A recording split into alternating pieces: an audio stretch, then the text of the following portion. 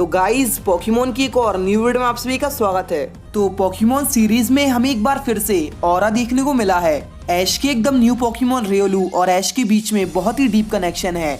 ऐश को उसका ऑरा महसूस हुआ था और ये पहली बार नहीं है, हमें इसके बारे में बहुत पहले से बताया गया है। पर आखिर ऑरा होता क्या है, आज हम इसी के बारे में बात करने वाले हैं। मैंने इसकी बहुत ही ज्यादा डीप रिसर्च की है और आज मैं इसे पूरा एक्सप्लेन करने वाला हूँ। तुम सभी की बहुत सारी रिक्वेस्टें आ रही थी, इसलिए हर एक चीज को ध्यान से समझना और तुम सभी अपनी थ्योरीज और तुम्हारे दिमाग में जो भी चल रहा हो मुझे कमेंट्स में बताना तुम्हारे हिसाब से क्या होगा। तो गाइस इस वीडियो को लाइक करना और अगर न्यू हो तो सब्सक्राइब कर लेना और भी पोकेमोन की वीडियोस के लिए। तो चलो अब इस वीडियो को शुरू करें। तो ऑरा एक तरह से एक एनर्जी है जो कि हर जिंदा चीज के अंदर होती है। मतलब जैसे हमें कभी कभी किसी चीज का एहसास होता है ना, तो इसे ही ऑरा या एनर्जी कहते हैं। पर हर कोई इसे यूज नहीं कर सकता।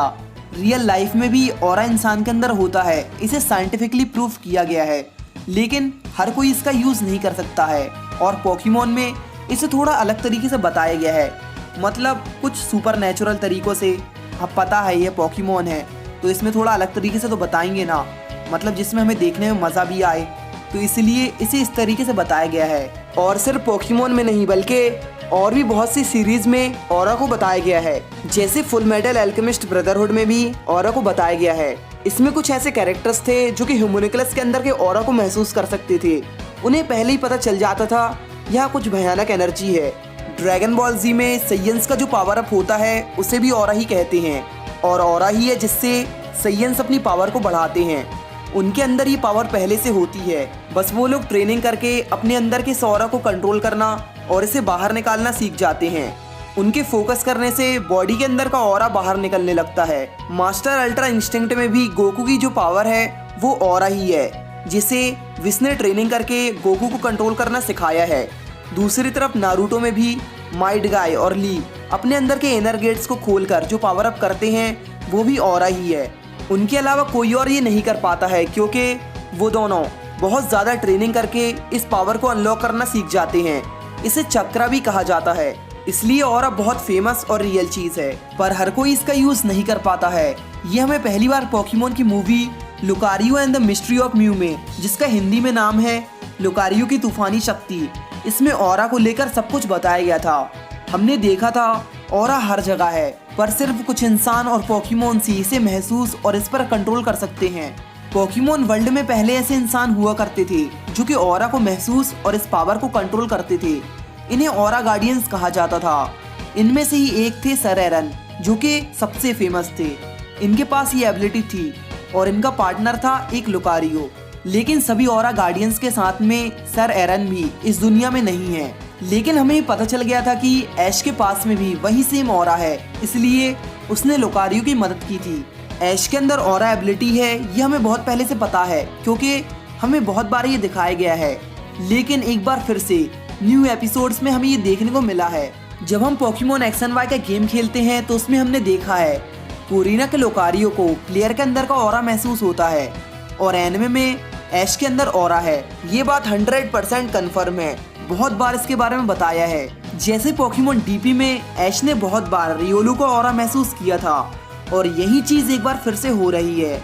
ऐश के पास में अब खुद का रियोलू है जिसका ऑरा ऐश महसूस कर सकता है, और रियोलू अपने अंडे से तब तक बाहर नहीं आया था जब तक ऐश ने उसे नहीं ढूंढ लिया। जैसे वो उसी का वेट कर रहा था। मेरे हिसाब से ये कोई कोइंसिडेंस नहीं है, ये सर एरन के लुकारियो का पुनर्जन्म हो सकता है। पोकेमोन वर्ल्ड के सभी ऑरा गार्डियंस गायब हो चुके हैं। अभी इस एबिलिटी को कोई कंट्रोल कर सकता है तो वो है रायली और हमारा हीरो ऐश। पर ऐश को ऑरा में कोई इंटरेस्ट नहीं था। वो चाहता तो ऑरा की ट्रेनिंग करके इसे मास्टर कर सकता था, पर उसने पोकेमोन मास्टर बनकर अपनी जर्नी कंटिन्यू रखी, जो कि उसका सपना है। पर फिर भी ऐश ने लुकारियो के साथ में मिलके सबको बचाया था। पर मुझे लगता है ऐश को अब ऑरा की ट्रेनिंग करके इसे मास्टर करना होगा, क्योंकि ऐश के अंदर ये ऑरा पावर है जो हमेशा एक्टिवेट होती रहती है। ऐश के चम जब भी रियोलू या तो लुकारियो से मिला है उसके अंदर का ऑरा जागा है, और अब तो उसके पास में इतना स्पेशल रियोलू है जो उसी का वेट कर रहा था। और अच्छी ट्रेनिंग के बाद में ये लुकारियो बन जाएगा। लुकारियो के पास में हर चीज के ऑरा को महसूस करने की खासियत है, और ये इंसान की बातों को भी समझ सकता है। और ये दूसरे के ऑरा से उसके दिमाग और उसके होने वाले मूवमेंट को पढ़ लेता है। और अगर एक लुकारियो अच्छा ट्रेन हो, जिसे बिल्कुल अच्छे से ट्रेनिंग दी गई हो, वो बहुत दूर से ही, मतलब मीलों दूर से ही ऑरा को सेंस करके चीजों का पता कर सकता है, बिल्कुल सर एरन के लुकारियो जैसे। और कोरिना का लुकारियो भी खास है। ऐश का रियोलू अपने अंडे के अंदर से ही ऐश को बुला रहा था। ये बहुत इंटरेस्टिंग है क्योंकि ऐश के साथ साथ रियोलू भी उस ऑरा को महसूस कर रहा था, जिससे वो दोनों एक दूसरे के पास आ गए, जैसे वो दोनों एक दूसरे का ही वेट कर रहे थे। और कहीं ना कहीं इनका कनेक्शन सर एरन और उसके लुकारियो से है। ऐश दिखने में सर एरन के जैसा है, उसका ऑरा भी सेम टू सेम सर एरन से मिलता है। इसी की वजह से लुकारियो को तक गलतफहमी हो गई थी, उसने ऐश को एरन समझ लिया था। साथ ही में ऐश उन सभी पावर्स का यूज कर सकता है जिन पावर्स का यूज एरन करते थे जब वो अपने स्पेशल ग्लव्स को पहनते थे।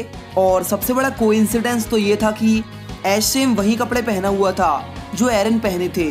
तो हो सकता है कि सर एरन के मरने के बाद में उन्होंने ऐश के रूप में जन्म लिया हो, क्योंकि लुकारियो एरन का वेट कर रहा था। और जब वो ऐश केचम से मिला था तो उन दोनों की दोस्ती हो गई थी, लेकिन उसने आखिर में खुद को सैक्रिफाइस कर लिया था और वो मर गया था।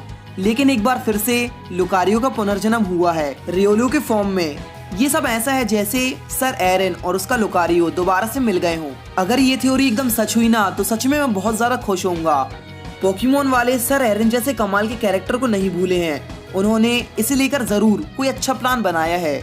मूवी में भी हमने देखा था कि सर एरन ने लुकारियो से कहा था कि वो एक दिन जरूर वापस मिलेंगे, तो इन सब से बहुत सेंस बनता है। अब ऐश को बस रियोलू के साथ मिलकर इस ऑरा की प्रैक्टिस करनी है, जिससे वो इसे मास्टर कर लेंगे। और मुझे लगता है ऐश ये जरूर कर लेगा।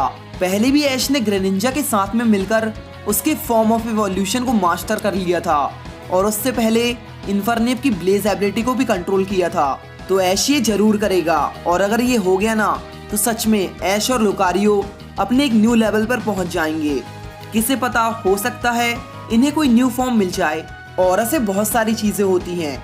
इससे टाइम फ्लावर को कंट्रोल कर सकते हो, किसी का दिमाग पढ़ सकते हो, सामने वाला क्या करने वाला है, चीजों को महसूस करके बता सकते हो वो कहाँ है, अगर तुम्हारी आंखें बंद भी हो तब भी।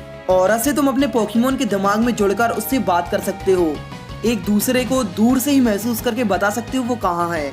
ऐसी बहुत सारी चीजें और ऐसे होती हैं। एक तरह से पूरा पोकेमोन वर्ल्ड से जुड़ा हुआ है।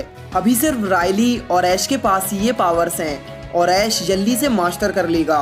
और एक बार फिर से हमें ऐश के साथ में कुछ औसम और कुछ नया देखने को मिलने वाला है। मुझे अभी सबसे ज्यादा इसी चीज में इंटरेस्ट है। और आने वाले एपिसोड्स में जब कोरिना के साथ में ऐश की फाइट होगी, तो वहाँ तो वैसे ड्रैगनाइट और लुकारियो की फाइट होने वाली है, पर ये हो सकता है कि कोरिना का लुकारियो ऐश और रियोलू के अंदर कुछ महसूस करे, उनके ऑरा को। ये सब देखने में बहुत इंटरेस्टिंग होने वाला है। पर मैं इसे लेकर बहुत श्योर हूँ कि ऐश केचम ही सर एरन है और लुकारियो रियोलू है। आई मीन एरन के लुकारियो ने रियोलू का जन्म लिया है। हमें पता है पोकेमोन वाले हमेशा कुछ नया और इंटरेस्टिंग दिखाते हैं, तो हाँ ये पॉसिबल है। तुम लोग मुझे कमेंट्स में बताना तुम्हें क्या लगता है इन सब के बारे में। पर गाइज एक और चीज, रायली भी सर एरन के जैसा है, और वो भी ऑरा को मास्टर कर चुका है। अगर रायली और सर एरन में कोई फर्क है तो वो है एरन का लुकारियो बोल सकता था, और अगर ऐश को ऑरा को मास्टर करना और इसे कंट्रोल करना सीखना है तो उसे इसकी ट्रेनिंग करनी होगी। उसके बाद में शायद ऐश लियोन के चार्जार्ड को भी हरा दे, क्योंकि अगर ऐश को वर्ल्ड चैंपियनशिप में जीतना है तो उसे लियोन के चार्जार्ड को हराना होगा, और इसमें ऐश का लुकारियो काम आ सकता है। अगर ऐश एक बार इस टेक्निक में मास्टर हो गया तो हाँ वो उसे हरा सकता है, और फाइनली ऐश केचम पोकेमोन मास्टर बन जाएगा। बिल्कुल जैसे पोकेमोन एक्स एंड वाई में ग्रेनिंजा सबसे स्पेशल पोकेमोन था, बिल्कुल वैसे ही पोकेमोन जर्नीज में लुकारियो इस सीरीज का स्पेशल पोकेमोन हो सकता है। पर गाइस ये सिर्फ थ्योरीज हैं। मुझे तुम्हारे सारे ओपिनियंस कमेंट्स में बताओ, तुम्हें क्या लगता है इन सब के बारे में। तो गाइस आई होप तुम्हें ये वीडियो पसंद आई होगी, तो इसे लाइक करना मत भूलना, और अगर अभी तक सब्सक्राइब नहीं किया है तो कर लो, और भी पोकेमोन की वीडियोस के लिए, क्योंकि इस वाले चैनल में बहुत सारी पोकेमोन की थ्योरीज की वीडियोस आती हैं, इसलिए सब्सक्राइब करना मत भूलना।